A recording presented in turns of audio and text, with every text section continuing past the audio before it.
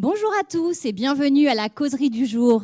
Bonjour à vous qui êtes présents en amphithéâtre, en présentiel, amphithéâtre de notre centre de Nanterre, de Cézy, mais également à ceux qui nous regardent à travers le live, nos différents centres en France, 25 centres en France, mais également peut-être les tuteurs de nos apprenants, des institutionnels et partenaires, mais aussi n'importe qui serait intéressé par enrichir sa culture générale à travers toutes ces causeries qui abordent des thèmes et avec des thématiques variées, avec des causeurs qui viennent vraiment d'origines diverses et qui sont là pour vous apporter de la culture générale, pour enrichir vos connaissances, pour faire que vos parcours professionnels et personnels soient toujours plus riches. Les causeries Cézy, c'est quoi ? Voilà ce que je vous expliquais, c'est un atout pour vous, les apprenants, mais aussi une source d'apprentissage pour chacun. On a évidemment monté ça maintenant il y a 10 ans, imaginez-vous, 10 ans, donc on a une expérience derrière importante. Et c'est plébiscité aujourd'hui puisque voilà, on a de plus en plus de gens qui nous regardent via le live et à travers les replays qui sont disponibles également sur la chaîne YouTube les Causeries Cézy, la playlist Les Causeries Cézy. N'hésitez pas à aller voir les replays sur les 3 dernières saisons. Vous aurez l'opportunité donc d'aborder plein de sujets différents. Comme vous pouvez le voir, on aborde méthodologie et technologie, les enjeux du 21e siècle, sciences humaines et culture générale, regroupant des thématiques art, médias, économie internationale ou autres. Les causeries Cézy, c'est tous les mardis, 13h-14h, de fin octobre à fin avril. 26 causeries cette année, petite coupure fin d'année, dernière semaine de décembre, première semaine de janvier, et on se retrouve juste après. J'ai le plaisir cette semaine de recevoir, si ça marche ou pas. Bon, c'est pas grave, on laisse comme ça. on va recevoir Monsieur Huet, sur des questions d'actualité, j'ai envie de vous dire, le développement international, le numérique, quels sont les enjeux de demain. Monsieur Huet va se présenter, il est conseiller du commerce extérieur de la France. On a un partenariat et ces personnes viennent vous apporter leur expertise régulièrement chez Cézy.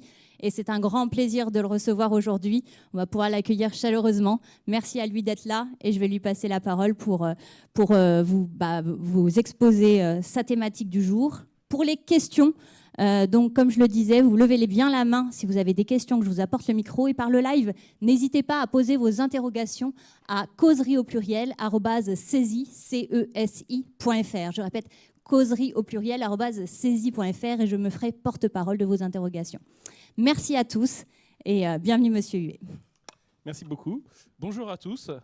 J'espère que vous m'entendez. Oui, le son est bon. Impressionné de voir cet amphi quasi plein. Et je salue ceux qui sont à distance. Donc j'ai le plaisir aujourd'hui de passer une petite heure avec vous pour parler d'un sujet qui va peut-être vous surprendre. On va parler numérique, mais en Afrique, et notamment en quoi l'Afrique peut être une terre d'innovation, ce qui n'est pas forcément ce qu'on entend souvent dans les journaux ou dans les médias, pourtant qui est une réalité sur le terrain. Comme l'a dit Héloïse, je suis conseiller du commerce extérieur de la France. On est 4000 en tout en France ou dans plus de 160 pays, pour aider les pouvoirs publics à renforcer le commerce extérieur, le développement international de la France. Mais également dans les missions des CCO, qui est une activité bénévole. On contribue notamment à la formation et aider les jeunes comme vous, peut-être aussi à regarder ce qui se passe en dehors de la France. Alors ça, c'est le bénévolat. Et puis en termes de métier, je suis associé dans un cabinet de conseil qui s'appelle Bearing Point, qui n'est pas loin puisque nos locaux sont à La Défense. On est un peu plus de 1100 consultants dans toute la France. Et moi, je pilote nos activités sur le continent africain. J'ai une équipe de 50-60 personnes basées au Maroc, à Madagascar et à Paris. Alors, l'Afrique, terre d'innovation pour le numérique. Ça peut surprendre parce que quand on parle numérique, on va parler de ce qui se fait à la Silicon Valley, de ce qui se fait au Japon, en Corée, mais alors assez rarement du continent africain. Alors, ce n'est pas tout à fait illogique parce que, à peu près quand vous êtes né il y a 20 ans, je pense pour la plupart d'entre vous, j'aurais pas pu faire cette conférence.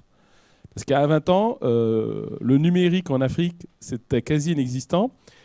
Pour vous donner un ordre de grandeur, en 2003, donc il y a pile 20 ans, seuls 3% des Africains, 3%, avaient un accès télécom de base. Alors quand je dis accès télécom de base, c'est téléphone mobile ou téléphone fixe, mais surtout mobile, 3%. Donc autant dire que le numérique, on n'en parlait pas, Internet, on n'en parlait pas, les gens n'avaient même pas les accès de base. Aujourd'hui, on estime que 70% des habitants du continent africain 54 pays, 1,2 milliard de personnes, ont un accès télécom de base, donc au moins 2 3G, voire 4G, voire Internet mobile. 3% il y a 20 ans, 75% aujourd'hui. Ce qui s'est fait en 20 ans en Afrique, en France, ça a mis presque 100 ans à se faire. Passer de 3% de gens qui avaient un accès de base à un accès aussi développé. Si ça s'est fait, c'est qu'il y a eu une vraie prise de conscience des gouvernements, des entreprises, de ce qu'on appelle les bailleurs de fonds, Banque mondiale, AFD, etc., de financer des infrastructures, notamment les câbles sous-marins, puisque quand on parle d'Internet, Internet, ça passe par les câbles sous-marins, et pour désenclaver le continent africain. Et ce qui s'est passé en 20 ans est assez spectaculaire. Spectaculaire, alors après on peut regarder le verre à moitié vide, le verre à moitié plein. L'accès au numérique en Afrique, ça a littéralement explosé depuis 20 ans. C'est le continent au monde aujourd'hui où il y a la plus forte croissance, mais c'est aussi le continent qui reste le moins connecté. On estime qu'aujourd'hui, 45% des habitants du continent ont un accès à Internet, privé ou public. C'est reste le continent le moins connecté. On estime qu'on est à 80% en Europe, à titre de comparaison. Et surtout, c'est un continent où c'est très inégal, entre les pays, mais aussi au sein même des pays. Alors quand je dis entre les pays, c'est quelque chose dont on ne se rend peut-être pas compte, mais pour avoir des bons accès à Internet, mieux vaut être un pays qui a un accès maritime qu'un pays enclavé. Pourquoi ? Parce que, c'est valable pour les États-Unis, l'Europe, l'Asie, l'accès à Internet, bien sûr, des fois ça passe un peu par satellite, mais l'essentiel, c'est par les câbles sous-marins. Donc pour faire du numérique, l'important, c'est les câbles sous-marins. Et en Afrique, vous avez beaucoup de pays enclavés. Ce qui est une difficulté parce que l'accès est plus compliqué à avoir. Le cas le plus caricatural, c'est Djibouti et l'Éthiopie. Djibouti, pays de moins d'1 million d'habitants. L'Éthiopie est juste derrière, si vous voyez une carte de l'Afrique. Pays de presque 100 millions d'habitants, l'Éthiopie n'a aucun accès maritime. Tout Internet de l'Éthiopie quasiment passe par Djibouti. Par résultat, Djibouti est l'une des 5 villes les plus connectées au monde. Quand j'y étais, je peux vous garantir, le Wi-Fi marche bien mieux qu'en France. Parce que peu d'utilisateurs.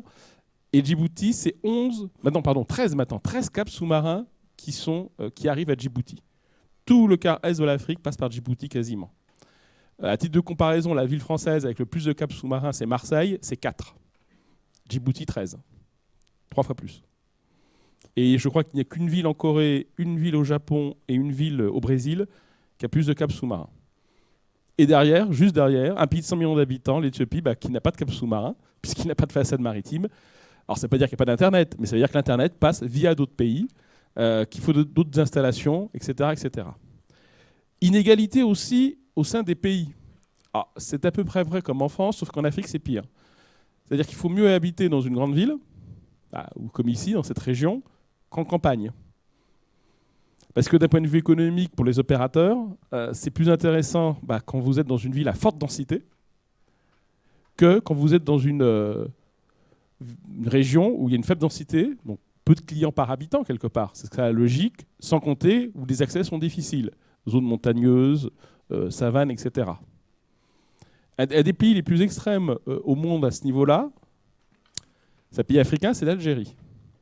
L'Algérie a 97% de sa population sur 3% de son territoire. Donc c'est un pays où couvrir en accès numérique 97% de la population, c'est facile. Suffire de couvrir 3% du territoire, essentiellement les villes le long de la côte. Mais alors pour toucher le reste, c'est beaucoup plus compliqué. Et en Afrique, au-delà du cas algérien, c'est une vraie problématique où les villes sont plutôt bien équipées, donc vous pouvez avoir des accès au numérique assez faciles, pas de problème. Par contre, à partir du moment où vous êtes dans les zones rurales, c'est la double voire triple peine. Parce que plus faible densité, et donc moins d'installations, moins d'infrastructures, des pouvoirs publics, des opérateurs privés. Parce que problématique d'accès à l'électricité, où que l'on soit dans le monde, il n'y a pas de numérique sans électricité. Et l'électricité, c'est un des problèmes en Afrique. Beaucoup de gens, c'est la zone du monde, le continent du monde où il y a plus de gens qui n'ont pas d'accès facile à l'électricité. On estime aujourd'hui que dans le monde, il y a 1 milliard d'habitants du monde qui n'ont pas un accès régulier et constant chaque jour à l'électricité, dont les 2 tiers sont sur le continent africain. Et en plus, en zone rurale, ça coûte plus cher. Donc voilà, triple peine. Donc il y a encore des grandes inégalités.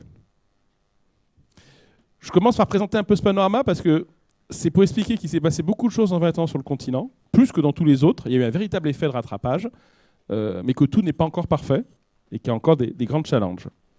Cependant, malgré ça, et je reviens sur le titre de mon intervention, oui, l'Afrique est un territoire d'innovation sur le numérique. Alors ça peut surprendre, parce qu'encore une fois, ce n'est pas forcément les grandes marques, les grands acteurs auxquels on pense. En France, ce n'est pas souvent les exemples qu'on donne. Pourtant, il y a quelques cas concrets. Et c'est ces cas que je voudrais un peu développer avec vous, qui sont soit dans le domaine notamment des paiements financiers, je vais y revenir, de la santé, de l'identité numérique. Il y a des domaines où l'Afrique a été pionnière et a servi d'exemple dans le numérique aux autres pays, dans le monde. Encore une fois, phénomène récent. Je ne vous aurais pas pu vous raconter une chose pareille il y a 20 ans. Ça a vraiment commencé en termes d'usage, puisque quand on parle de numérique, la technique c'est bien, mais l'intérêt c'est les usages qu'on en fait. C'est depuis 15 ans qu'on s'aperçoit, depuis 2008, que des choses intéressantes se passent sur le continent et peuvent être produites dans le reste du monde, avec les spécificités du continent africain qui fait que tout n'est pas immédiatement reproductible. Ces usages, ces innovations, elles ont été poussées à la fois parce que des entreprises privées l'ont fait, je donnerai quelques exemples, parce que des instances internationales ont financé des programmes pour le faire, et aussi, quand on parle d'innovation, parce que depuis une grosse dizaine d'années, il y a aussi un phénomène nouveau sur le continent africain, c'est l'entrepreneuriat, au sens numérique, il y a toujours eu des entrepreneurs par définition, mais au sens de ce qu'on appelle les startups.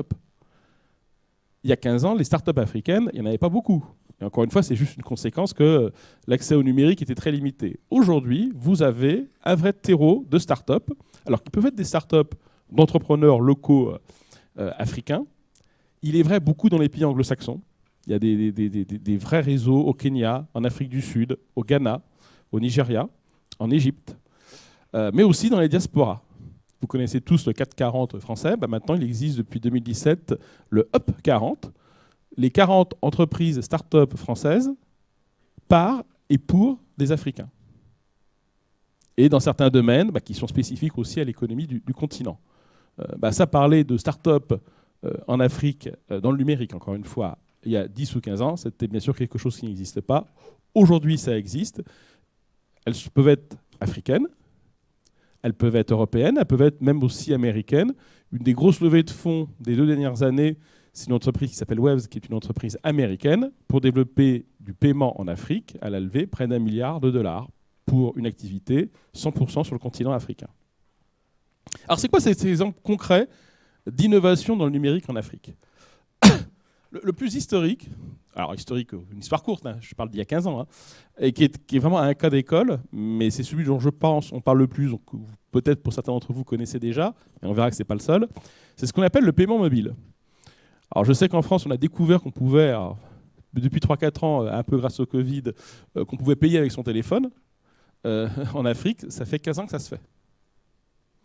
Et ça se fait sans avoir besoin d'avoir un smartphone. Et ça se fait également pour échanger de l'argent. Le premier pays où ça s'est développé, c'est le Kenya, avec une solution qui s'appelle M-Pesa. Alors M, on voit souvent le mot M, c'est pour mobile, puisqu'une grosse partie du numérique en Afrique, c'est pas via des PC, c'est via la téléphonie mobile. Donc il y a très peu de gens en Afrique, c'est pas courant d'aller sur Internet comme vous via son PC. C'est plutôt via son téléphone mobile. Et les modalités de paiement par téléphone, c'est quelque chose qui a explosé il y a 15 ans, d'abord au Kenya, qui est aujourd'hui toujours le pays au monde le plus en avance dans ce domaine. Devant la Chine, devant la Corée. Je ne parle même pas de l'Europe, on est très en retard. Aujourd'hui, les 3/4 des transactions financières kenyanes passent par téléphone mobile. Je dis bien les 3/4. Le reste pouvant être du cash, pouvant être des virements, etc. Mais les 3/4 passent par téléphone mobile. Et c'est à la fois payer un marchand, envoyer de l'argent à sa famille quand, par exemple, elle est au village à distance, c'est payer des factures, etc., etc. C'est tous les usages de paiement. Pourquoi est-ce que ça a eu un tel succès? D'abord au Kenya et après dans d'autres pays. Je pense à la Côte d'Ivoire où ça marche très bien, Madagascar. Alors, ça ne marche pas énormément en Afrique du Nord, et ce qui est un peu logique, entre guillemets, par rapport à la raison pour laquelle ça marche plus dans l'Afrique subsaharienne. Pourquoi ça a décollé? Pour 2 grandes raisons. D'une part, parce que le système bancaire est très, très peu développé en Afrique. On estime que seuls 15% des Africains ont un compte bancaire. On est à 80-85% en France à titre de comparaison. Et encore, c'est peut-être 60% au Maroc et 5% au Sud-Soudan, donc avec des écarts encore plus dramatiques. Le fait de ne pas avoir accès à un compte bancaire, ça veut dire quoi ? Déjà, c'est pas possibilité faire de l'épargne, d'avoir des prêts auprès de banques, et c'est toute l'absence auprès des moyens de paiement à titre personnel ou autre. Donc c'est ce qu'on appelle les difficultés de l'inclusion financière, le fait que les gens aient accès à d'autres moyens de paiement que le cash. Et ça a très bien marché dans les pays où finalement beaucoup de gens n'avaient pas de compte en banque. Et grâce au paiement mobile, ils ont eu un compte de paiement pour pouvoir payer des marchands, mais surtout pour pouvoir envoyer de l'argent à leur famille. Le cas de base historique, c'est le fils ou la fille qui va travailler dans la ville et qui envoie de l'argent pour ses parents rester au village. On est encore dans une économie en Afrique où la moitié de la population est en zone rurale et pas encore en zone urbaine. Et pourquoi ça a aussi bien marché, indépendamment de l'absence des banques, c'est aussi parce que ça a permis de compenser une grande difficulté du continent, c'est la très mauvaise qualité des routes. Quand on est en France, on a l'habitude de voir des routes bitumées partout. En Afrique, ce n'est pas le cas. Sur l'ensemble du continent, les 54 pays, on a 400 000 villes ou villages. Moins de 30% ont un accès bitumé, dur. Donc on peut y aller facilement avec des voitures, vélos, motos, surtout beaucoup de motos, etc. Ça veut dire que plus de 70% des villes ou villages sont très difficiles d'accès d'un point de vue déplacement. L'accès télécom, aujourd'hui, c'est 70%. 70% de ces mêmes villes ou villages ont un accès par téléphonie mobile, donc par Internet mobile. Donc, quelque part, c'est plus facile d'envoyer de l'argent, d'un point de vue logistique, par téléphone, que de l'envoyer en se déplaçant. Et puis, d'un autre côté, c'est aussi beaucoup plus rapide. Ça permet l'ubiquité. Je n'ai pas besoin d'être physiquement présent avec la personne, physiquement, à qui je remets cet argent. Et c'est pour ça que ça a été un énorme succès, et un succès exponentiel. C'est-à-dire qu'une fois que les gens ont pris le goût d'envoyer de l'argent, y compris à leurs proches, ou d'acheter par téléphone mobile, ils ne reviennent plus au cash. Alors, il revient plus au cash pour une raison très simple, c'est que nous avons tous, en tant qu'êtres humains, quel que soit le continent, le pays, le lieu, etc., un point commun, nous sommes tous feignants. Dès qu'on a quelque chose qui peut nous faciliter la vie, on l'utilise. C'est le succès de tous les outils qui nous permettent de faire de moins d'efforts. L'intérêt pour moi d'avoir ce micro, parce que sans micro, sinon je devrais parler beaucoup plus fort et on ne m'entendrait pas. Et a fortiori à distance. Le paiement mobile, c'est pareil. Les gens ont découvert qu'ils pouvaient payer de l'argent sans avoir besoin de se déplacer. Et quand on est dans des pays où se déplacer, c'est très long, parce que les routes sont en mauvais état, potentiellement dangereux, parce qu'il peut y avoir du vol, quand les gens se déplacent avec du cash, parce que peut-être que les jeunes dans 20 ans n'ont pas envie d'aller voir leurs parents tous les week-ends, par exemple. Et finalement, c'est un gain de temps fabuleux.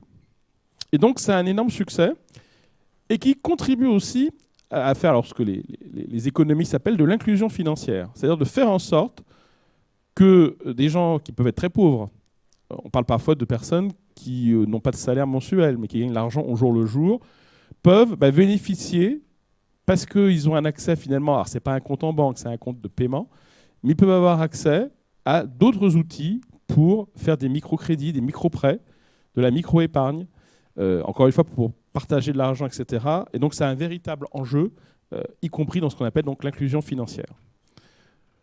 Et ce qui s'est produit au Kenya, ça s'est, comme je vous l'ai dit, répandu dans d'autres pays africains, alors pas tous, mais dans plus de la moitié. Aujourd'hui, le paiement par téléphone est le moyen numéro 1 de paiement. Et en dehors de la Chine, avec WeChat, c'est la zone dans le monde où le paiement par téléphone mobile, c'est le plus répandu. Moi, ça m'a amusé, entre guillemets, quand les Français ont découvert en 2020-2021 « Ah, c'est rigolo, je peux payer avec mon téléphone ». Les Ivoiriens, les Sénégalais, les Kenyans, les Rwandais le faisaient déjà depuis 10 ou 15 ans. Et d'ailleurs, beaucoup d'acteurs français sont venus voir ce qui se passait en Afrique pour dire demain, faut, avec les spécificités européennes qui sont différentes, il faut le répliquer également dans ce qu'on fait en Europe. Et ça, c'est un vrai tournant. Parce que dans ce qu'on appelle les cycles d'innovation, donc tel que défini il y a presque un siècle par Schumpeter, c'était plutôt la logique, l'innovation, c'est les pays du Nord développés qui la font, ils l'utilisent, et puis 10 ans après, les pauvres pays du Sud vont en bénéficier. Et là, on est dans un cas qui est l'inverse. L'innovation en termes d'usage, elle vient des pays du Sud. Et aujourd'hui, c'est des cas d'usage qui sont utilisés dans les pays du Nord. Et ça, pour tous ceux qui sont des chercheurs, ça, l'université d'Harvard a analysé ça depuis une dizaine d'années. Ils ont appelé ça l'innovation inversée. Je ne suis pas certain que l'intitulé soit bon, mais c'est comme ça, reverse innovation en anglais. Il y a plein de papiers de recherche de Harvard sur le sujet. Ça, c'est un vrai retournement de situation, parce que c'est de dire de bonnes innovations, de bonnes idées d'usage, ça ne vient pas forcément des États-Unis, de France ou de Corée ou de Japon. Ça peut venir d'ailleurs. Et l'exemple de la téléphonie mobile et du paiement est aujourd'hui considéré comme un des très grands exemples de ce que le numérique, en termes d'innovation, se développe en Afrique, mais également utilisé en dehors du continent. Et c'est aujourd'hui encore le continent où c'est le plus avancé. Alors cet exemple est le plus connu, peut-être que certains d'entre vous en avez entendu parler, mais ce n'est pas le seul. Il y a d'autres cas d'usage où effectivement, ce qui s'est développé en Afrique, c'est allé beaucoup plus vite que ce qui s'est développé en Europe ou aux États-Unis. Et souvent pour une raison, c'est ce que pareil les chercheurs toujours de Harvard appellent, alors ils appellent ça sous l'angle du marketing, mais la frugalité. C'est-à-dire dans un contexte où il faut être très vigilant sur la difficulté du contexte. Les gens ont moins d'argent. Le revenu par habitant moyen en Afrique, il est 25 fois inférieur à celui d'un Français. Donc il faut aussi jouer dans un écosystème où le revenu est beaucoup plus faible. Pour vous donner un ordre de grandeur, le PIB, le PIB, le produit intérieur brut de l'ensemble du continent africain, c'est un peu plus de 2,7 milliards de dollars. Alors 2,7 milliards de dollars, vous allez me dire, c'est pas facile à voir ce que ça représente, c'est simple, c'est le PIB de la France.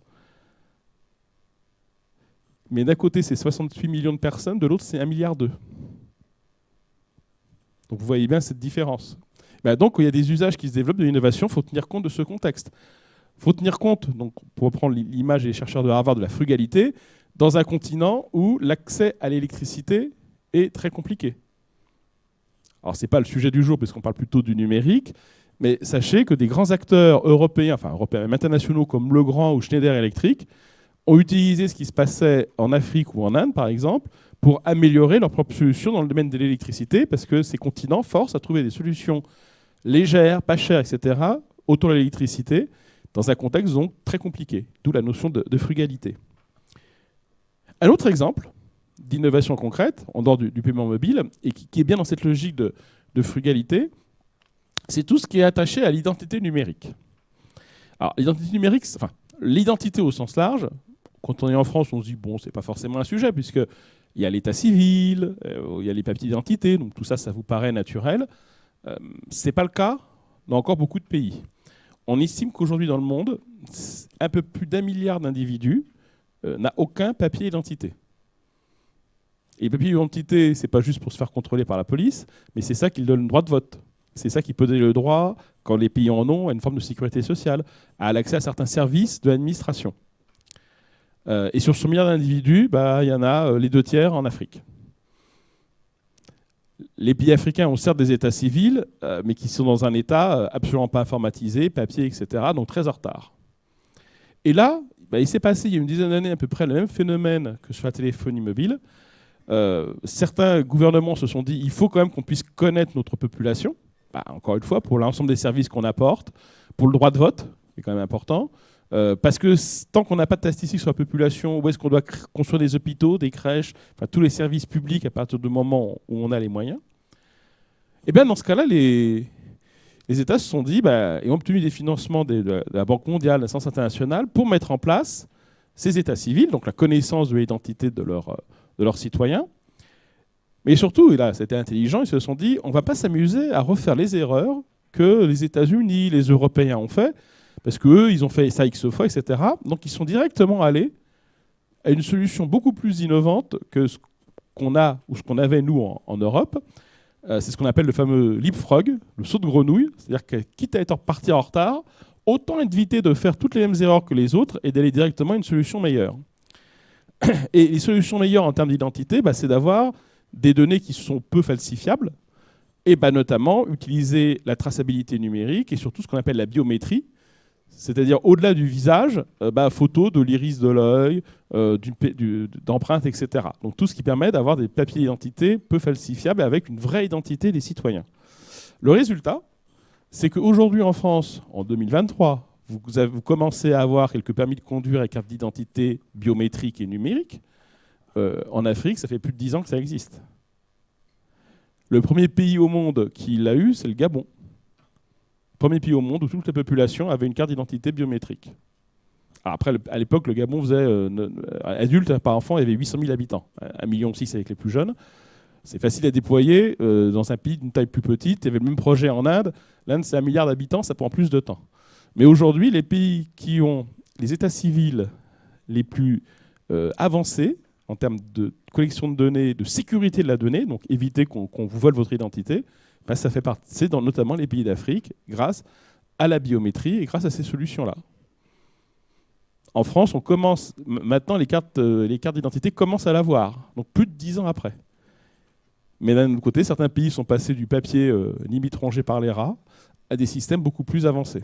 Et aujourd'hui, c'est des entreprises françaises qui peuvent contribuer à ça, notamment Thales ou Idemia, qui sont des entreprises françaises qui ont les solutions. Mais leur succès historique, la manière dont ils ont construit ce service, mais ils l'ont fait en Afrique. Ils ne l'ont pas fait en Europe. Autre exemple où, dans le numérique, le continent africain a permis d'avoir un coup d'avance. Et à chaque fois, ce sont des exemples où, quelque part, ça permet de compenser une défaillance. Alors, je parle d'identité numérique, il y a aussi le domaine de la santé. La santé en Afrique, c'est une catastrophe. Pourquoi c'est une catastrophe ? Parce qu'il y a 20 fois moins de personnel de santé, médecins, infirmiers, etc., par habitant, que le minimum requis par l'OMS. L'OMS a défini une norme. Alors, je ne voudrais pas te dire de bêtises sur le chiffre, mais je crois que c'est 11 ou 12 personnels de santé pour... Alors, là où j'ai un doute, c'est 10 000 ou 100 000 habitants. Bon, j'ai un doute. Mais ce qui est important de savoir, c'est que le chiffre de l'Afrique, c'est 1/10 du minimum requis par l'OMS. C'est un véritable problème. Parce que quand vous n'avez pas de médecin, c'est compliqué de se soigner, avec toutes les erreurs qui peuvent être produites. Eh bien, le numérique a apporté, dès la fin des années 2010, donc à 10 ou 15 ans, eh bien, des premières solutions de télémédecine.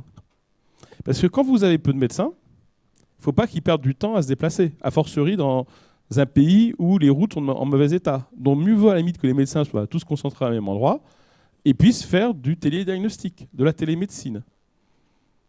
La télémédecine est arrivée en France en 2019, remboursée par la Sécurité sociale, présentée comme une innovation majeure en France.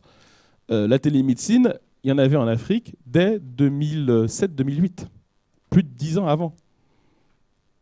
Et ce n'était pas pour faire moderne et innovant, c'est juste que ça permettait de compenser une énorme défaillance en termes déjà d'infrastructure médicale, parce que ce que je disais sur les médecins, c'est vrai sur les installations. Vous avez des pays de plusieurs millions, voire dizaines de millions d'habitants, qui ont qu'un scanner à l'hôpital de la capitale, ou qui n'ont que certains outils. Et donc très vite, une des solutions, parce qu'à un moment donné, dans médecine, c'est très difficile de former des gens, et ça prend du temps, les études de médecine, c'est de dire, faisons en sorte que du télédiagnostic à distance, toujours avec téléphone, photo, etc., puisse se faire. On estime que dans certains pays africains, par exemple, le simple fait d'envoyer des photos pour une blessure à la main permet d'éviter de faire des erreurs et d'avoir amputé la main 5 jours après. L'ONU a fait quelques études avec l'OMS où un nombre d'amputations ont été évitées juste parce que, par simple photo, on avait le bon diagnostic. Alors, pareil, je ne vais pas vous décrire un monde merveilleux où tout va bien. Il y a encore d'énormes retards dans le domaine de la santé en Afrique, il y a encore d'énormes difficultés, et ça reste un des grands challenges du continent. Mais ce qu'on appelle aujourd'hui télémédecine, dont on parle en France depuis 3-4 ans, ça s'est développé en Afrique, notamment subsaharienne, il y a plus de 10 ans. Et certains des systèmes, notamment par exemple pour prendre des mesures, ont été développés d'abord par les entreprises pour l'Afrique, avant d'être utilisés aujourd'hui, maintenant, en France, y compris en zone rurale. Donc c'est un autre exemple de ces innovations venant d'Afrique. Autre exemple, une technologie dont je pense que vous avez tous entendu parler, et qu'on associe plutôt à l'Asie, aux États-Unis, etc., c'est la blockchain. La blockchain marche très bien en Afrique. Alors, ce n'est pas forcément pour faire des bitcoins, de la monnaie, même si on va y revenir, il y a aussi un sujet de monnaie. Mais aujourd'hui, c'est un des continents où, sur certains usages, c'est en Afrique qu'on a fait le plus de choses innovantes. Et là, je ne remonte pas en 2008, c'est plutôt depuis 2018, donc ces 5 dernières années. Alors vous allez me dire, mais pourquoi la blockchain marche en Afrique? Alors qu'on entend plutôt les scandales autour des bitcoins aux États-Unis, et sachant qu'on parle souvent des exemples de ce qui se fait au Japon et en Corée. En Afrique, une des difficultés du continent, c'est l'absence de tiers de confiance. Il y a très peu de tiers de confiance dans l'économie du pays. C'est quoi un tiers de confiance en France? C'est votre banquier, c'est des banques. C'est la Poste qui peut jouer le rôle de tiers de confiance. Ce sont les notaires. Donc dès qu'il y a une transaction, un contrat, ces gens-là font que vous êtes rassurés, que les deux parties sont rassurées. En Afrique, le moins qu'on puisse dire, c'est que les postes ne sont pas très développés. Les banques, je vous l'ai dit, il n'y en a pas beaucoup qui fonctionnent. En tout cas, sont très peu représentés. Les notaires, on ne peut pas dire qu'il y en ait beaucoup, etc., etc. Or, la blockchain, à la base, l'intérêt de cette technologie, c'est d'être un livre ouvert, partagé par tous, et qui permet de suivre les transactions. Donc, c'est une forme de tiers de confiance. Et là, beaucoup d'entreprises, institutions se sont dit, voilà ce qui nous manquait. Cette technologie permet de compenser un manque dans nos pays, dans nos villes, qui était ce manque de tiers de confiance. Tout comme depuis 10 ans, le paiement mobile permet de compenser les difficultés d'infrastructure et de déplacement dans le continent. Aujourd'hui, en Afrique, c'est un des continents, un des lieux où il y a le plus de ce qu'on appelle les smart contracts, donc des contrats entre entreprises, entre particuliers et entreprises, qui sont quelque part certifiés via la blockchain, donc numérisés. Parce que c'est plus facile d'avoir ce genre d'outils que d'aller chercher un notaire qui n'existe pas forcément. Et pour vous montrer des exemples, aujourd'hui, vous avez des entreprises dans l'agriculture qui ont fait ce qu'on appelle du contract farming, c'est-à-dire qu'ils ont contractualisé avec des agriculteurs, des fermiers, qui sont des gens dont le revenu moyen en Afrique est de 900 € par an, qui ont tout juste un téléphone de base, pas du tout un smartphone parce qu'ils n'ont pas les moyens. Par contre, qui ont des accords avec des meuniers, par exemple, qui se font via téléphone et protégés par de la blockchain. Je ne pense pas qu'on ait encore ça en France dans le champ agricole. Autre exemple, pour lutter contre la corruption, lutter contre un certain nombre de choses, via des financements allemands, il a été mis en place une technologie sur base de blockchain qui s'appelle True Budget, qui permet de suivre les décaissements des budgets de l'État. Les États ont souvent beaucoup d'argent, ils signent des contrats pour acheter du matériel, des services ou autres, et à un moment donné, il faut bien les payer. C'est ce qu'on appelle le fameux décaissement, le paiement des prestataires ou des fonctionnaires, avec le risque des fonds qui soient détournés, de la corruption, etc. D'où souci de transparence, d'où souci de savoir si c'est bien le bon moment de payer tel ou tel acteur, qui le paye, quel montant, etc. Il y a une solution dans des pays où, encore une fois, les banques ne sont pas toujours très sûres, où il n'y a pas de notaire, etc. C'est utiliser les technologies blockchain. Et il y a un pays dont on parle beaucoup plus de nos jours pour les difficultés politiques ou autres que pour les innovations technologiques, qui est le premier pays au monde dont le budget est suivi par de la blockchain, c'est le Burkina Faso. Et ce, depuis 2020.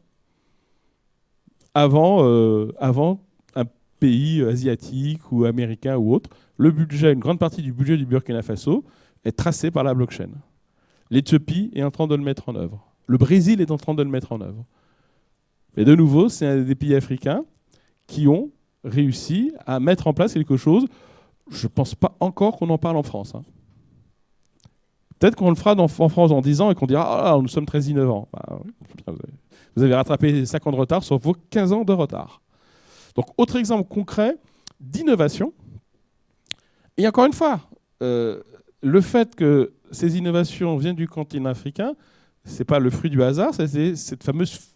Comment compenser cette frugalité, ces difficultés locales, et donc adapter les services, les usages à ce qui est possible d'un point de vue technologique. Et en cela, le numérique, je vous ai donné l'exemple du paiement mobile, de la blockchain, de la santé, permet de faire ces jeux de compensation.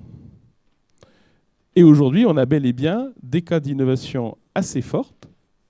Et quand je vous dis, moi, souvent, quand on parle blockchain, on va me dire « Ah oui, en Corée du Sud, aux États-Unis, en Californie », non. Il y a des cas d'usage concrets au Burkina Faso, en Éthiopie, en Tunisie, d'usage pour assurer cette traçabilité. Alors après, je pourrais évidemment multiplier les exemples. Et à chaque fois, on retrouve souvent d'ailleurs ces usages du numérique dans les innovations en Afrique en jeu de compensation avec des grandes difficultés. Aujourd'hui, un des grands enjeux du continent, c'est l'éducation. Ça tombe bien, on est dans une école, donc on peut en parler.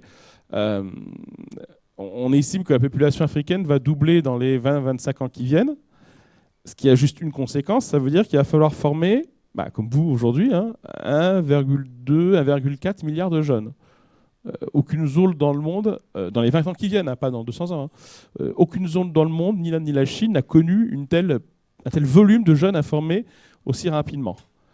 Il n'y a pas les écoles, les murs, pour le faire aujourd'hui. Il n'y a pas les profs en volume suffisant pour le faire. Donc aujourd'hui, il y a tout un pan de recherche et de financement pour dire, on sait que ce 1,2 milliard, 1,4 milliard de jeunes, donc pour une population globale de 2,2 milliards d'habitants, ils vont être là dans les 20 ans qui viennent. On le sait, ça, il n'y a pas de surprise. Aujourd'hui, on n'a déjà pas le moyen de les former. A fortiori, ils seront encore plus nombreux, on n'aura plus les moyens. Parce que construire des écoles, ça prend du temps et ça coûte de l'argent. Former des professeurs, je crois qu'il y en a quelques-uns dans la salle, ça ne se fait pas non plus en 2 mois. Un des moyens, pas le seul, mais un des moyens, ça sera d'utiliser le numérique pour l'éducation. Et c'est aujourd'hui un des challenges. Alors là, pour le coup, je ne peux pas vous dire, il y a la solution miracle qui existe en Afrique, etc. C'est en construction. Ça fait des années qu'on en parle, on n'a pas encore trouvé la solution. Et malheureusement, la crise du Covid a bien démontré qu'il y avait eu beaucoup de déscolarisation, notamment de jeunes entre 10 et 14 ans pendant 2 ans en Afrique. Donc on n'a pas encore la solution. Mais très clairement, aujourd'hui, un des endroits où on réfléchit le plus au numérique dans l'éducation, bien sûr, on y réfléchit en France. Je pense qu'on saisit, on le fait. Bien sûr, on y réfléchit à Berkeley et au MIT. Mais là où il y a des vrais enjeux, et notamment de volume, 1,2 milliard de personnes, c'est sur le continent africain. Donc moi, je suis convaincu que j'aurai peut-être l'honneur d'être invité pour les 20 ans des causeries du CESI, avec le même thème, et je vous parlerai de choses qui ont été développées en 2024-2025 en Afrique dans l'éducation, et qui vont apparaître en France. Et encore une fois, parce que la pression du contexte, la pression de l'environnement force à être innovant. Et c'est aussi, je pense, une des leçons de ces exemples de ce qui se passe en Afrique, c'est que l'innovation, ce n'est pas qu'une question de technologie. Bien sûr, encore une fois, sans les réseaux, sans tous ceux qui travaillent sur la donnée, on pourrait parler aussi de l'IA, etc., on ne ferait rien. Donc oui, on a besoin de ce socle qu'est la technologie. Mais ce qui fait qu'il y a de l'innovation, au-delà de la techno, c'est les usages qu'on développe pour utiliser ces technologies, parce que les technologies pour elles seules n'ont aucun intérêt, et ces usages, quelque part, quand le champ de contraint est très fort, est très lourd, on est plutôt à aller plus loin et à trouver de vraies innovations. Et c'est pour ça que dans le domaine du numérique, depuis 15 ans, et je vous ai parlé des paiements, je vous ai parlé de la santé, je vous ai parlé de l'identité numérique, je vous ai parlé de la blockchain, il y a de plus en plus de cas d'usage qui sont regardés. Et si aujourd'hui les grands groupes américains, notamment les GAFAM, mais également les Chinois, regardent de plus en plus ce qui se passe en Afrique, ce n'est pas non seulement pour se dire « Ah tiens, c'est peut-être un marché, ce qui est logique, pour dans 5 ou 10 ans, vu la croissance démographique, c'est potentiellement un très gros marché », c'est aussi pour se dire « Mais c'est un extraordinaire laboratoire d'innovation, d'idées, parce que le contexte est quand même compliqué d'un point de vue économique, c'est certain, c'est peut-être là qu'on peut trouver de grandes innovations. » Aujourd'hui, vous avez un grand nombre d'agritech, donc les startups dans l'agriculture, qui bien sûr voient très bien les marchés qu'elles auront en Europe ou aux États-Unis, mais qui se disent tiens, j'ai peut-être commencé par faire des tests sur ce qui se passe, ce qu'on peut développer comme service en Afrique. Parce que si j'y arrive sur le continent africain, demain le faire aux États-Unis, en Chine ou en Europe, ça sera plus facile. Donc aujourd'hui, vous avez tout un champ autour de l'agriculture et du numérique sur le continent, où on en est à être capable aujourd'hui, avec des drones et avec de la traçabilité, à suivre le régime de bananes à l'unité, ce qui était impensable il y a 5 ans. Et aujourd'hui, vous avez des entreprises dans le domaine agricole en Afrique. Alors là, je ne parle pas du petit fermier, bien entendu, des structures un peu plus structurées, enfin des entreprises un peu plus structurées, qui sont, parce aussi le contexte est compliqué, forcés d'utiliser le numérique, les nouvelles technologies, je pense parler des drones, pour aller essayer de trouver des solutions, des nouveaux usages, pour s'améliorer. Et c'est des choses qui, aujourd'hui, commencent à être regardées sur le continent européen autour de l'utilisation de cette nouvelle technologie en agriculture. Il y a de très belles startups dans l'agriculture, dans la Silicon Valley. Vous en avez aussi sur le continent africain. Et idem dans d'autres domaines où il y a des vrais enjeux sur le continent. Dans le fameux Up 40, Up 40, les startups d'Africains pour l'Afrique en France, je crois que le plus du quart sont autour des sujets liés à l'électricité et aux technologies, ou à la bonne répartition, l'utilisation typiquement de l'Internet des objets pour une bonne répartition de l'eau, à la fois dans les foyers, mais aussi dans les camps de réfugiés. Et on peut aller dans des contextes très durs en termes de situation. Et aujourd'hui, il y a l'utilisation de l'Internet des objets par des startups dans des camps de réfugiés au Sud-Soudan, par exemple. On ne l'a pas encore fait tout à fait en France. Alors que la logique est la même, assurer une équitable distribution de l'eau, qui est aussi une denrée rare sur le continent. Donc voilà, autre exemple aussi, et qui sont à venir, de ces usages qui peuvent faire sens. On parle beaucoup de réalité virtuelle, d'IA, de métaverse, etc. Alors évidemment, vous avez les usages de type Silicon Valley. Alors, type Silicon Valley, le secteur où ça marche très bien, par exemple, tout ce qui est réalité immersive et autres, c'est le domaine de l'immobilier. Parce que c'est très sympa de faire de la réalité immersive pour acheter une villa ou vendre une villa dans la Silicon Valley à 3 millions de dollars les 100 mètres carrés. Bon, ça, c'est le cas d'usage américain. Bon. En Afrique, ou même en Europe, ce n'est pas forcément le bon cas d'usage. Mais en Afrique, aujourd'hui, vous avez un certain nombre de pays, et je pense notamment au Maroc, Tunisie, Côte d'Ivoire, Nigeria, qui sont en train d'utiliser les outils de réalité virtuelle, de réalité immersive, pour mettre en place des logiques de formation professionnelle dans les environnements dangereux. Typiquement, le gaz, le pétrole, les mines de fer ou de métaux précieux, ou métaux rares, ou terres rares, parce que finalement, ils se rendent compte que pour former les gens à des situations compliquées en termes de sécurité, intervention d'urgence et autres, la réalité immersive, c'est quand même mieux que d'envoyer vraiment les gens dans un puits en feu, et ça permet de faire des vraies formations. Et aujourd'hui, vous avez tout un pan de l'économie dans ce secteur-là qui se développe en Afrique, et encore une fois, je ne parle pas en France, aux États-Unis, autour de la réalité immersive dans l'objectif de formation professionnelle. Et ça, ce n'est pas en 2032, je parle de choses en 2023. Donc voilà d'autres exemples. Et peut-être qu'alors, ceux-ci sont un peu plus récents, immersifs, c'est le cas de le dire, ils émergent, mais je pense qu'ils illustrent aussi en quoi la capacité à s'adapter à un contexte difficile force à être innovant. Et après, ça peut prendre 5, 10 ans, 15 ans. Le temps de l'innovation n'est pas un temps court. Peut-être que c'est des innovations africaines que vous découvrirez dans votre vie de tous les jours en étant en Europe ou aux États-Unis. On m'avait dit jusqu'à 45. Il est 45. 50. Mais ça dépend. Est-ce qu'il y a des questions? Parce que quand on cause, normalement, c'est qu'on échange aussi.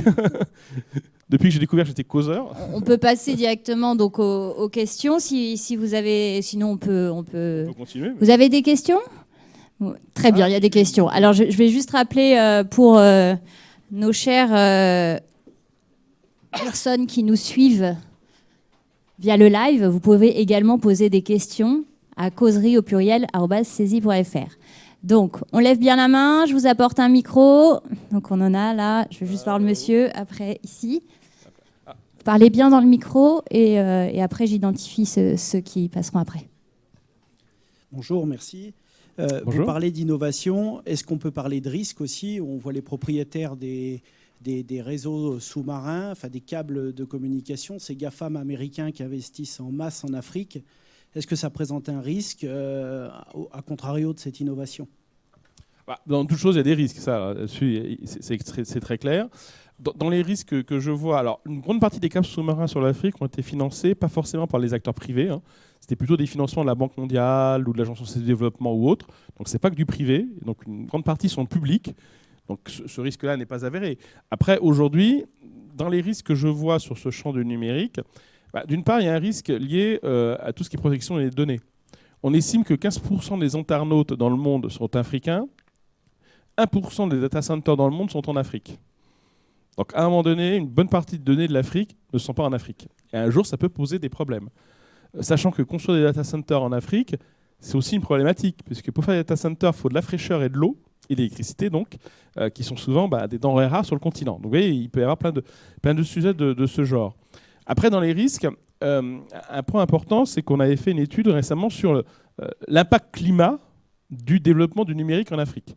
Alors qu'il y a du plus, parce que le numérique évite peut-être certains déplacements, ça c'est du plus, mais malheureusement il y a aussi des effets négatifs. Et un des principaux effets négatifs du numérique d'un point de vue climatique, c'est la gestion des déchets.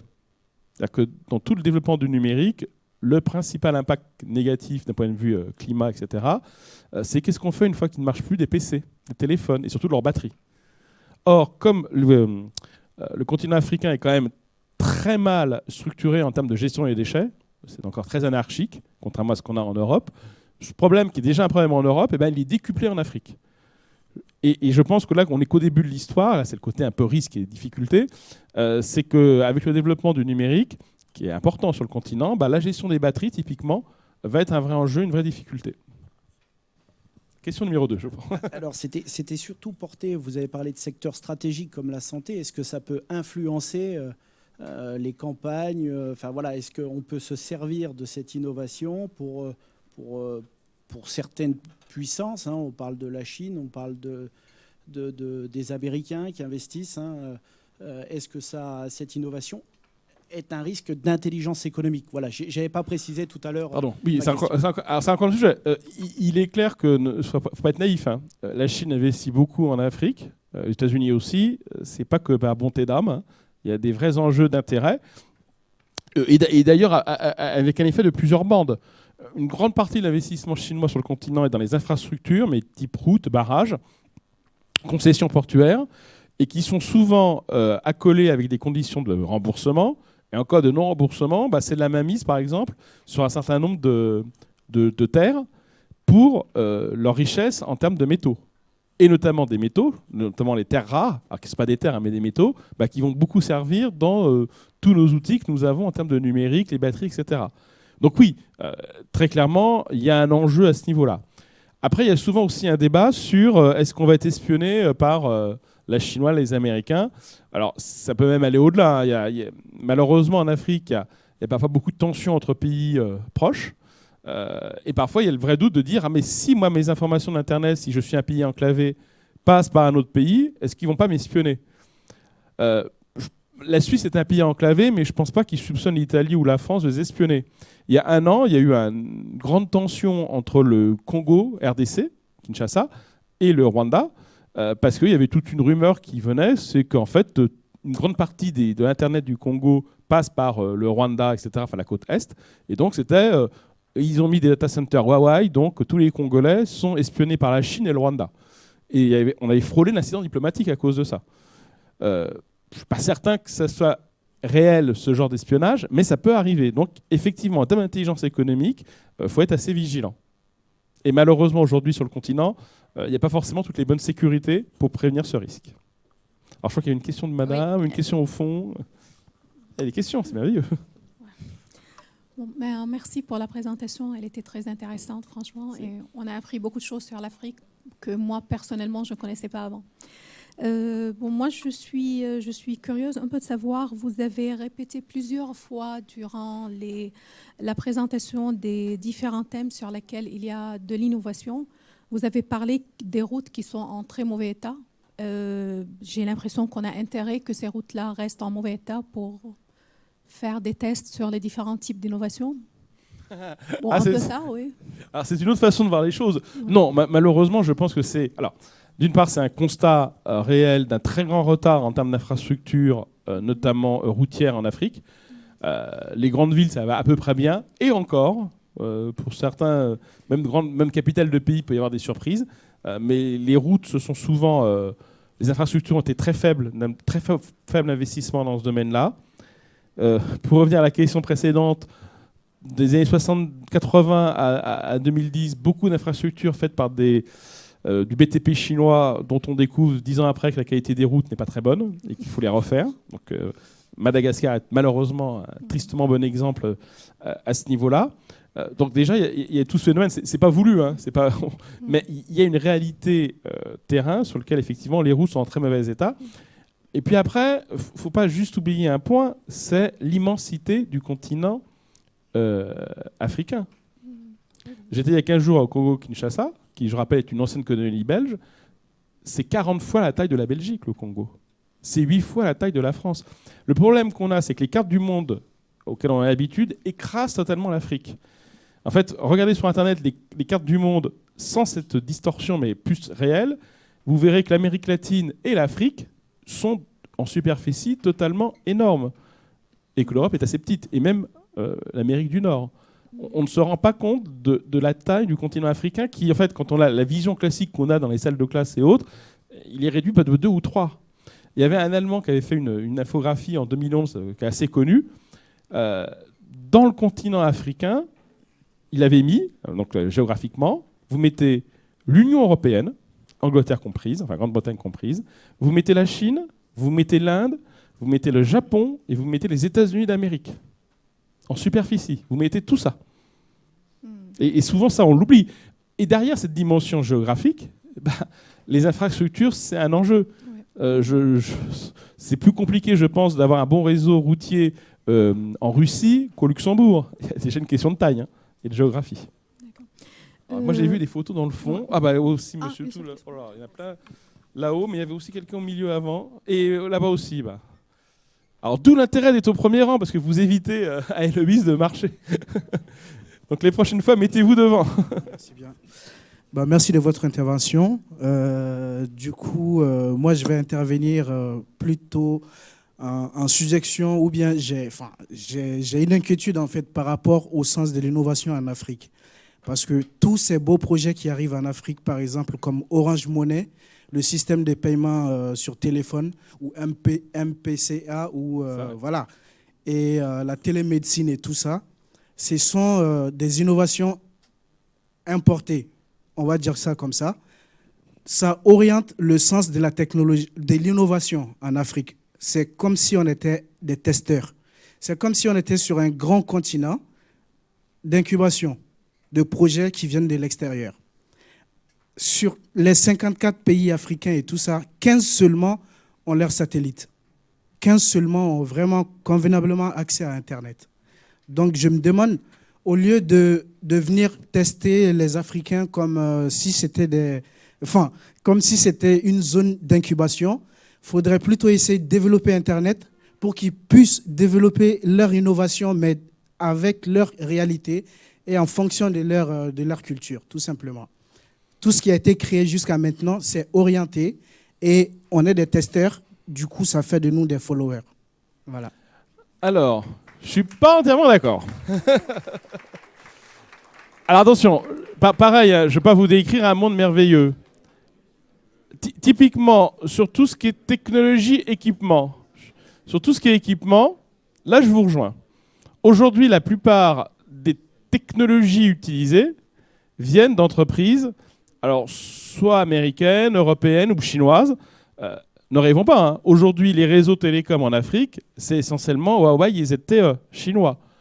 L'identité numérique, je vous en parlais, c'est plutôt ou des groupes français comme Thales, Idemia, ou belges comme ZTES.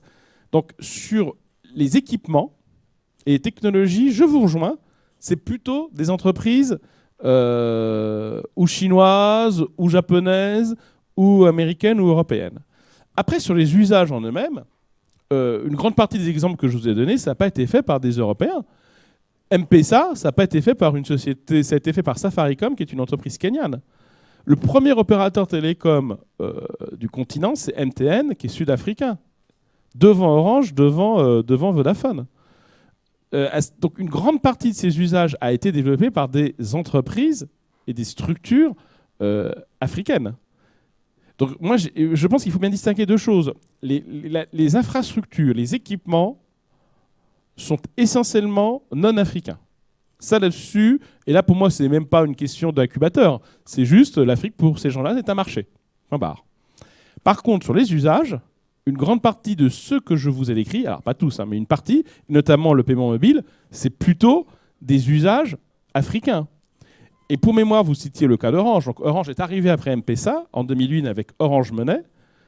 Alors ici, on va dire Orange est un groupe européen, français, d'accord. Mais c'est les filiales africaines, dont la Côte d'Ivoire en premier, et après il y a eu le Mali, qui a développé l'usage autour du paiement mobile. Et quand en Europe, à l'époque c'était Stéphane Richard, le président d'Orange, a dit « je vais faire la même chose en Europe », il a fait Orange Bank, il a fait Orange Bank, alors qu'il a été un succès moyen. 10 ans après, en 2018. Donc même au sein d'un groupe comme Orange, qui est un groupe français, on est bien d'accord, l'innovation est d'abord venue en Afrique, et après, elle s'est développée en Europe. Mais après, là où je rejoins votre point, une partie de cette innovation est basée sur des équipements et des technologies qui, malheureusement, il y a quelques exceptions sur certains équipements, mais malheureusement, est très peu africaine. Ça, c'est une réalité. Monsieur ? Oui, donc déjà, merci pour votre présentation. Moi, ma question elle a plusieurs volets. J'aimerais savoir, l'innovation numérique en Afrique, pour vous, ça représente plus une opportunité financière ou c'est vraiment une nécessité pour les populations installées sur place en Afrique? Et deuxièmement, j'aimerais savoir si vous pensez vraiment que les populations en Afrique ont vraiment besoin de cette innovation numérique. Vous avez parlé tout à l'heure vous avez pris l'exemple d'un drone qu'on pourrait envoyer dans un puits au lieu d'envoyer des personnes lambda dans ce puits-là, au cas où ce serait dangereux, tout en sachant qu'il y a des très grands groupes industriels occidentaux installés en Afrique qui font ces pratiques-là depuis, qui préfèrent envoyer des êtres humains dans ces puits au péril de risquer la vie de ces gens, alors qu'un drone qui coûterait même pas 200 € pouvait faire partie des équipements justement pour éviter ce genre d'incident. Est-ce que vous pouvez me répondre, s'il vous plaît? Merci pour la question. Il y a effectivement plusieurs dimensions. Sur les drones, un exemple concret d'usage utile, moi je l'ai vu à Madagascar notamment, où l'état des routes est catastrophique, c'est les drones pour les poches de sang. C'est-à-dire qu'aujourd'hui, pour envoyer des poches de sang, on utilise des drones qui vont peut-être 10 ou 15 fois plus vite. Après, par rapport à votre question, est-ce que c'est un enjeu économique, financier? La réponse est oui, y compris pour des entreprises africaines. Aujourd'hui, on estime qu'il y a un réseau de 3 à 4 000 startups en Afrique. Si elles ont du succès, tant mieux pour elles. Donc oui, il y a un enjeu financier, c'est indéniable. Après, est-ce que c'est apporte quelque chose aux populations? C'est un peu l'objectif. Après, je ne vais pas tomber dans l'excès inverse qui est de dire le numérique va tout changer. C'est pas non plus, je ne veux pas tomber dans la caricature.